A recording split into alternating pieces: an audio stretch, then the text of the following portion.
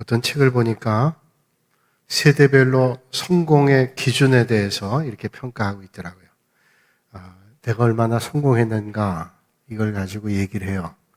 그래서 일리 있는 것도 있다는 생각을 해봤는데 한번 제가 읽어드릴 테니까 여러분들은 어떠신지 한번 들어보세요. 10대 아이들이 성공했다라고 하는 기준은 성공한 아버지를 두면 성공했다. 그렇게 얘기한대요. 20대는 좋은 대학을 나오면 성공했다. 그렇게 얘기한다. 30대는 좋은 직장을 다니면 성공했다. 그렇게 성공의 기준 삼는다 그러죠. 40대가 되면 성공의 기준을 내가 밥 먹으러 갔다가 이 차는 내가 낼게. 그렇게 하면 성공했다 그럽니다. 50대는 공부 잘하는 자녀를 두면 성공했다 그러죠. 60대는 아직도 돈을 벌고 있으면 성공했다 그럽니다. 70대는 건강하면 성공했다 그러고 80대는 아내가 밥을 그때까지도 차려줄 수 있다면 성공했다 그래요. 90대가 되면 전화를 해주는 사람이 있으면 성공했대요. 참 쓸쓸하죠? 전화를 많이 안 한대요. 그래서 은퇴하신 목사님께 가끔 전화드리면 목사님들이 계세요. 참 고맙다고 전화해서. 사실 뭐 대단한 거 아닌데도 이렇게 안부를 묻는다는 게 고마운 일이에요. 근데 이제 100세 시대잖아요. 100세. 100세가 되면 이게 성공했다라는 기준이라 그래요. 아침에 눈을 뜨면 성공했다. 자, 여러분들은 어떠신지요? 여러분의 성공 기준은 어떤지요? 아까 말씀드린 게 공감되는 것도 있지만 좀 너무하다. 아마 웃자고 하는 얘기겠지만 여러분들의 성공 기준은 뭔지요? 어떤 것을 기준으로 삼는가 하는 건 참 중요합니다. 미국하고 캐나다는 우리가 알고 있는 대로 국경을 두고 있죠. 아주 넓은 국경 두고 있습니다. 그래서 넓은 국경만큼 서로 오가는 거 그렇게 불편하지 않습니다. 물론 여권 검사하고 그러고 가지만 특별한 그런 규제가 많이 있진 않죠. 근데 그 국경지대, 접경지대 교통사고가 유난히 많이 난다 그래요. 도대체 왜 미국과 캐나다 접경지대 교통사고가 많이 나는가? 당국에서 조사를 했더니 원인 가운데 하나가 이거랍니다. 이 원인이 크다는 거예요. 어떤 원인인가 하면 우리가 알고 있는 대로 미국은 속도를 나타낼 때, 거리를 나타낼 때 마일이라고 하는 기준 씁니다. 몇 마일이다. 시속 몇 마일이야. 거리는 몇 마일이나 되지? 마일을 씁니다. 캐나다는 킬로미터를 사용합니다. 우리랑 똑같죠. 시속 몇 킬로미터인지 거리가 몇 킬로미터인지. 국경지대를 지날 때 자동차를 타고 건너가면서 이게 깜빡하는 겁니다. 그러니까 거리에 써 있는 그 시그널을 보고 잘못 계산을 하죠. 그래서 과속을 하기도 하고 그렇게 해서 교통사고가 많이 난다 그래요. 기준이라는 게 참 중요합니다. 우리 인생 살 때 어떤 기준을 가느냐 참 중요하죠. 근데 정말로 중요한 것은 우리의 삶의 기준이에요. 우리 삶에 어떤 것을 가장 기준을 삼고 사는가라고 하는 것은 너무도 중요합니다. 오늘 말씀은 우리가 잘 알고 있는 말씀이죠. 진리를 알지니 진리가 너희를 자유롭게 하리라 하는 그런 말씀이에요. 그렇다면 진리라고 하는 말이 뭘까요? 진리라고 하는 말을 오늘 신약 성경에 쓰여 있는 그리스어, 헬라어로 보면 알레세이아라는 말입니다. 알레세이아라는 말은 참된 이치, 참된 깨달음 그런 의미를 가지고 있어요. 헬라어에 이 진리라는 말을 캐논이라는 말로 쓰기도 합니다. 캐논이라고 하는 말은 척도라는 말이죠. 그래서 우리 성경 66권을 바이블이라고도 얘기하지만 캐논이라고 얘기합니다. 정경. 그 정경이라는 말은 외경이라는 것과 위경이라는 것과 상대적으로 이것이 캐논이다, 정경이다. 척도가 된다라는 거예요. 척도. 그런 의미를 가지고 있습니다. 그러니까 진리라고 하는 것은 시대나 환경이나 사람에 구별되지 않고 공통적으로 기준되는 유일한 기준이 바로 진리라는 거예요. 세월이 가도 사람이 달라져도 시대가 바뀌어도 틀림없어 변하지 않고 영원한 거, 이걸 진리라고 그러죠. 성경은 이 진리의 기준을 하나님께 두고 있습니다. 사람들은 어떤 도덕적, 윤리적 기준 따라 저 사람은 선하다, 악하다 그렇게 얘기도 하지만 하나님께 기준을 둔 우리는 하나님이 보실 때 선하면 선한 것이고 악하면 악한 거예요. 히브리 사람들의 개념에는 선하다고 하는 것이 원래대로 뜻대로 사용되면 선하다 그러죠. 원래 뜻대로 사용되지 않으면 악하다는 거예요. 하나님께서 천지를 창조하시고 참 좋았더라 그렇게 말씀했는데 좋았던 것들이 하나님의 뜻대로 사용되지 않으면 악한 거죠. 하나님께서 절대 진리이시기 때문에. 요한복음 14장 6절에 주님께서 말씀하시기를 내가 곧 길이요 진리요 생명이니 나로 말미암지 않고는 아버지께로 올 자가 없다 그렇게 말씀하셨습니다. 주님께서 진리라는 거예요. 오늘 주님께서 우리의 진리가 되시고 주님 말씀이 우리의 삶의 기준 되시는 여러분들이 되시기를 주님의 이름으로 축복합니다. 오늘 성경 말씀은 예수님께서 예루살렘 성전에 들어가서 성경에 의하면 예수 믿는 사람들과 대화를 나눈 이야기로부터 시작이 됩니다. 오늘 말씀 이전의 배경이 그런 내용이에요. 예루살렘 성전에서 예수 믿는 사람들과 대화를 나누는데 어떤 대화를 나누었는가 하면 죄로부터 자유하게 되는 게 뭔가라는 거예요. 죄로부터 자유하게 되는 거. 죄로부터 자유하게 하기 위해서 예수님께서 이 땅에 오셨습니다. 죄로 말미암아 우리가 영 죽을 수밖에 없는 인생이었는데 그 죄의 문제, 죽음의 문제를 해결해 주시기 위해서 예수님께서 이 땅에 오셨죠. 이 땅에 오신 예수님의 목적은 바로 그런 목적이었다는 거예요. 주님께서 예수를 믿은 유대인들에게 말씀하죠. 너희가 내 말에 거하면 참으로 내 제자가 되고 진리를 알지니 진리가 너희를 자유롭게 하리라. 이렇게 말씀해요. 그런데 이 예수를 믿는다고 하는 유대인들이 그 주님의 말씀을 듣자 항변을 합니다. 우리가 아브라함의 자손이라 남의 종이 된 적이 없거늘 어찌하여 우리가 자유롭게 되리라 하느냐. 이게 무슨 말일까요? 아브라함 자손이라는 거예요. 우리는 종이 아니라는 얘기죠. 아브라함 자손이라 우리가 남의 종이 된 적이 없는데 어찌하여 우리를 자유롭게. 우린 누구의 종 된 적이 없다. 구속된 적이 없다는 얘기입니다. 그때 주님께서 말씀하시죠. 죄를 범하는 자마다 죄의 종이라. 종은 영원히 집에 거하지 못하되 아들은 영원히 거하나니 그러므로 아들이 너희를 자유롭게 하면 너희가 참으로 자유로우리라. 자, 이렇게 말씀하시는 거예요. 그러니까 아브라함 자손인 건 맞는데 아브라함의 육체적 자손이라고 영적 자손은 아니라는 뜻입니다. 우리가 죄 가운데 있으면 죄의 종이 되는 것이지 이 죄의 종의 문제를 해결하기 위해서는 예수 그리스도 안에 거해야 된다라고 말씀해 주시는 거예요. 그러면서 주님은 그 유대인들에게 말씀하시기를 너희가 내 말에 거하면 참으로 내 제자가 되고 이렇게 말씀해요. 내 말에 거하면 참으로 내 제자가 된다. 여기에 유대인들은 예수님의 말씀을 믿었다 그러잖아요. 예수님을 믿은 유대인들이라고 말씀했는데 주님께서는 저들에게 말씀하시기를 내 말에 거하면 참으로 내 제자가 된다라는 말은 뭘까요? 그러니까 이 사람들은 아직도 예수님 말씀을 믿었지만은 참 제자는 아니라는 거죠.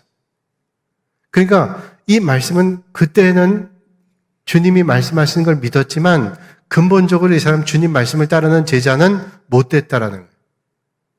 그 정확한 근거는 사실 이 성경 말씀의 구절을 성경이 쓰여져 있는 신약 성경에 쓰여져 있는 헬라어를 보면 원문에 이렇게 되어 있습니다. 너희가 내 말에 거하면 참으로 내 제자가 되고 라는 그 문장의 맨 앞에 만일이라는 단어가 있어요. 만일. 헬라어로 에안이라는 말. 그러니까 오늘 본문 말씀이 뭐냐면 만일 너희가 내 말에 거하면 참으로 내 제자가 되고. 그러니까 아직 그렇게 하지를 못하고 있다는 거예요. 자기 믿은 유대인들은 예수님을 온전하게 주님 믿고 따른 게 아니라 그때는 믿었지만 그러지 못한 소지가 많다라는 거죠. 그러면 주님의 참 제자가 된다는 말은 어떤 말일까요? 너희가 내 말에 거하면 너희가 내 참 제자가 되고 이렇게 말씀하잖아요. 그러니까 주님의 참 제자가 된다는 것은 주님의 말씀 안에 거한다는 것이고, 주님의 말씀 안에 거한다는 말은 주님의 말씀에 순종하는 삶을 산다는 거예요. 그러니까 주님 말씀에 순종하는 사람이 주님의 참 제자가 된다는 거예요. 교회 생활하고 어디 이력서를 낼 때 종교란에 기독교라고 쓰고, 그리고 내가 기독교인이라고 생각한다 할지라도 주님 말씀을 우리의 삶의 원리로 삼지 않으면, 하나님의 말씀 따라 살지 않으면 예수님의 말씀 안에 거한다고 할 수 없고 예수님의 제자가 아직은 아니라는 말씀이죠. 형식적으로는 교회를 잘 다니고 예배도 드리고 때때로 봉사도 합니다. 입술로는 먼저 하나님의 나라와 하나님의 의를 구합니다 라고 고백도 하고 세례도 받습니다. 입으로는 얼마든지 그런 고백을 합니다.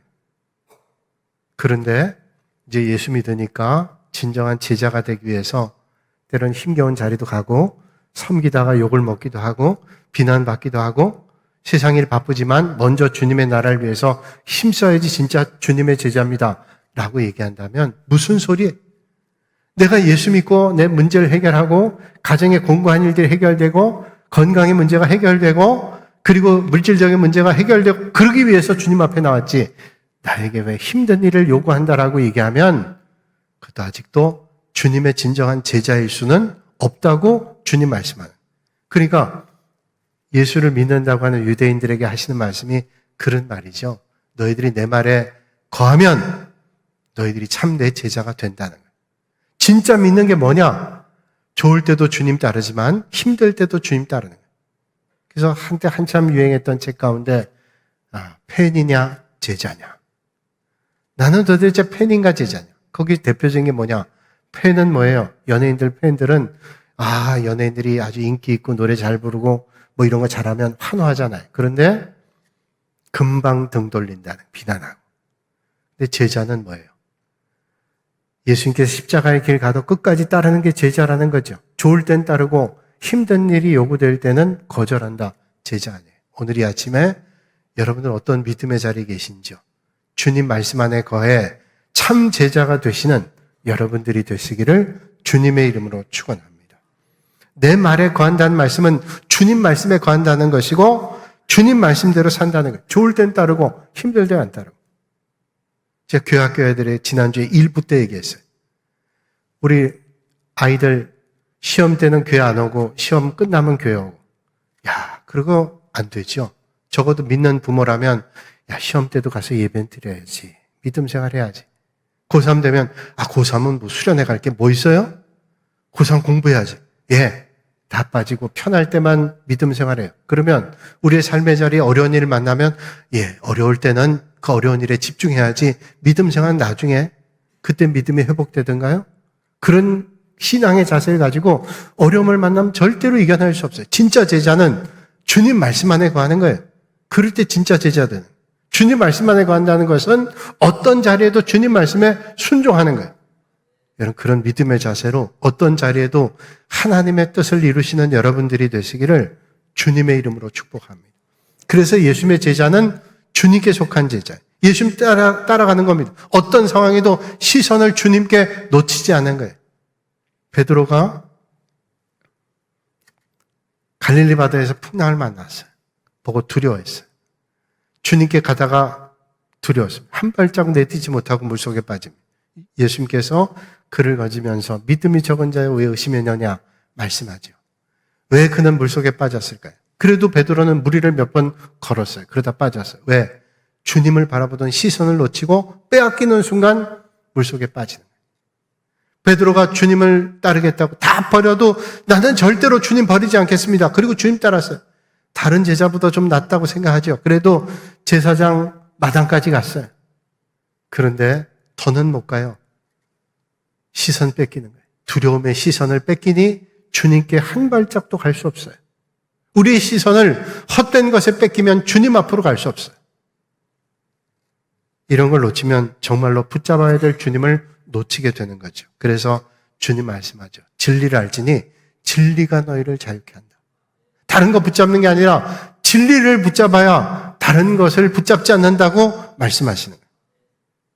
호주에 있는 어떤 교도소에서 한 죄수가 날마다 꿈꾸기를 어떻게 하면 이 감옥을 나갈 수 있을까? 탈옥을 꿈꾸는 거예요. 그러면서 생각합니다. 매일 빵 배달하는 차가 똑같은 시간에 오는데 저 차는 감옥에 왔다가 교도소 밖으로 나갈 수 있는 유일한 방법이다. 높은 담벼락도 넘을 수 없고 저 빵 배달차만 타면 된다. 그래서 몇 날 몇 달을 궁리하다가 그 차를 탈 수 있는 방법을 연구했어요. 그리고 그 빵 배달차에 뒤에 숨었습니다. 밀폐된 공간에 땀이 나고 그냥 온 몸이 너무 힘들어. 숨이 막혀 죽을 것 같아. 그러나 조금만 참으면 나는 교도소를 탈출할 수 있어. 숨어서 숨을 죽이고 타고 나갔어요. 1시간쯤 갔을까요? 이 차가 섰습니다. 그리고 조용한 거예요. 야, 이제는 내가 여기 나가기만 하면 자유롭겠구나. 그리고 살짝 문을 열고 나갔어요. 그러다 붙잡혔습니다. 왜냐하면 그 붙잡힌 곳이 인근에 있는 또 다른 교도소예요. 그 차는 또 다른 교도소에 가서 빵 배달 위에 갔던 거예요. 붙잡혀갔어요. 여러분, 우리의 삶도 마찬가지 아닐까요? 근본적으로 죄의 문제, 영적인 문제가 해결되지 않고 여기에 해결될 길이 있다. 이 문제를 해결할 수 있는 길이 여기 있다. 아무리 달려가도 교도소밖에 아니에요. 그건 또 다른 교도소일 뿐이에요. 참 진리, 자유 되시는 주님을 따를 때 우리에게 진정한 자유와 평강과 은혜가 넘치게 될 줄로 믿으시길 바랍니다. 주님 말씀하죠. 진리를 알지니 진리가 너희를 자유롭게 하리라. 그렇다면 진리라는 게 뭘까요? 짐작하지만 진리는 뭘까요? 주님 말씀하시기를 내가 곧 길이요 진리요 생명이니 나로 말미암지 않고는 아버지께로 올 자가 없다. 아, 진리는 예수 그리스도구나. 여러분, 참 진리 되시는 예수 그리스도를 따를 때 우리에게 진정한 자유를 주신다는, 그 자유 되신 주님께서 우리를 어떻게 인도하세요? 다윗은 이런 고백하죠. 주의 말씀은 내 발의 등이요 내 길의 빛이니이다.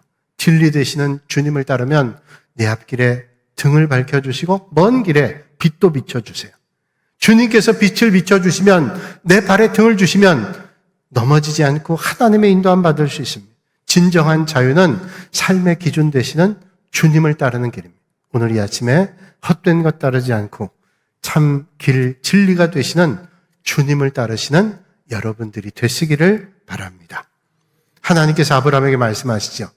하나님께서 아브라함에게 창세기 12장에 이렇게 말씀합니다. 너는 너의 고향과 친척과 아버지의 집을 떠나 내가 내게 보여줄 땅으로 가라. 어디로 가야 될지 구체적으로 말씀하지 않아요. 그저 네가 의지하고 있던 거 다 놓고 가라는 거예요. 고향도 떠나고 친척도 떠나고 아버지의 집, 의지해야 될 곳인데 그걸 떠나래요. 그것도 아브라함 나이 많을 때, 젊어서는 여기저것 이사해 갈 수 있어요. 멀리 가서 살 수도 있어요. 근데 나이가 많이 들면 이사한다는 게 쉽지 않아요. 그런데 또 구체적으로 말씀해 주거나 거기 가면 괜찮아 말씀하지 않고 보여줄 땅으로 가래요. 하나도 안 보이는 거예요. 뭘 의지하여? 오직 하나님의 말씀만 의지하고 가라는 거예요. 여러분, 말씀에 순종해서 아브라함이 갔습니다. 무조건이에요. 순종. 그래서 망했냐? 그렇지 않습니다.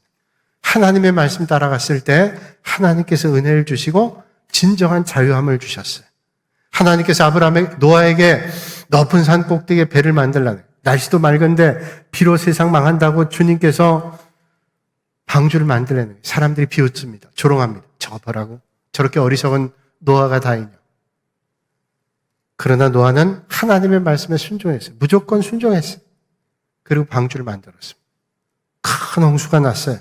모두가 죽음 맞이할 때 노아는 방주에서 진정한 평강과 하나님의 은혜로 진정한 자유를 누릴 수 있었습니다. 이런 진리가 주시는 자유. 오랫동안 죄 가운데 묶여 있으면 못 벗어난다고 생각해요. 나는 절대로 벗어날 수 없어. 죄의 허덕. 예수 그리스도를 믿으며 해방되는 그 기쁨을 만끽해야 되는데 죄 가운데 허덕이는. 그래서 주님께서는 독생자 예수 그리스도를 보내주셔서 그분을 믿음으로 우리가 진정한 자유를 얻게 하셨어요. 그래서 여러분, 진짜 자유는, 진리로부터 자유를 얻게 하는 것은 예수 그리스도를 믿음으로 우리에게 진정한 자유를 얻게 하는. 믿음은 그래서 속박이 아니라 진정한 평강과 기쁨과 자유예요. 예수님 잘 믿으면 그 안에서 진정한 기쁨과 평강을 누리는. 오늘 이 아침에 그런 평강을 다 누리시기를 주님의 이름으로 축복합니다. 어떤 교회에 내 젊은이가 성경 통독을 했습니다. 대시하면서 큐티하는 나누기도 하고 말씀대로 살자.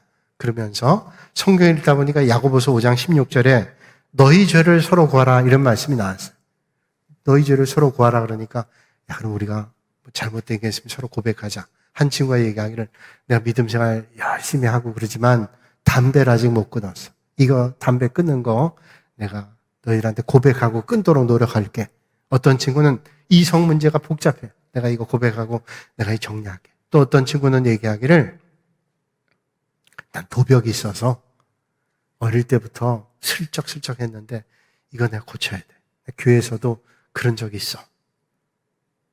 네 번째 친구 순서가 됐는데 아무 얘기 안 하는 거야. 그러면서 넌 왜 안 하냐 그랬더니 얘기하기를 아니 나는 특별히 할 게 없어. 난 너희들에 비하면 얘기해도 우스워. 할 것도 없어. 아 그래도 다 고백했는데 너도 고백해야지 그랬더니 그래 뭐 그 고백하려니까 내가 고백하는데 뭐 굳이 말하려면 뭐 굳이 말할 것도 없지만 그래서 내가 남들의 흉을 조금 보는 거예요. 험담하는 거예요. 근데 내가 그 험담에다 조금 더 붙여. 근데 뭐 대단한 건 아니야. 그 정도밖에 안 해. 그러니까 내가 얘기한 거 조금 험담에다 조금 더 붙여서 하는 것 뿐이야. 이게 뭐 내가 약점이라면 약점일까? 그런데 여러분, 누구의 죄가 가장 클까요? 별거 아니라고 생각하지만 험담 무서워요. 거짓말로 속이는 거는 얼마나 무서운 일인지 몰라요. 마귀의 특성이에요. 여러분, 사단이 하는 제일 중요한 게 뭔지 아세요? 전략이 속이는 거예요. 아담과 하와가 선악과를 따먹게 할 때 여러분 뱀이 와서 마귀가 와서 어떻게 꼬드게? 야 그거 먹으면 좋아져. 하나님처럼 돼. 좋아졌나요? 마귀는 꼬드깁니다.